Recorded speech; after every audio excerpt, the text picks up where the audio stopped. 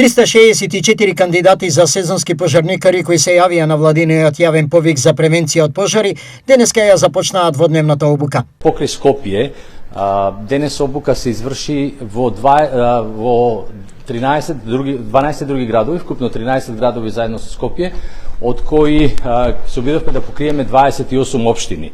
Бројката која веќе ја споменавме од 364 пријавени кандидати на обуките, присутни кандидати на обуките, е онаа која одговара на нашите очекувања. Првите импресии од обуката на јавности ги пренесе директорот на Дирекцијата за заштита и спасување Стојанче Ангелов. Оно што можам да го кажам како прва импресија од луѓето кои што се зад мене, дека од краткиот разговор кој што го имав со нив има одлични кандидати за кои што верувам дека успешно ќе ја завршат ова обука и ќе бидат добар потенцијал за пополнување на испразнетите редови во македонските противпожарни единици. Владата неодамна ја објави мерката за обука и вработување на 400 идни пожарникари во сите противпожарни единици во општините од Македонија, како и формирање на специјален противпожарен тим во Дирекцијата за заштита и спасување, со цел за поефикасно справување со пожарите и нивна брза елиминација.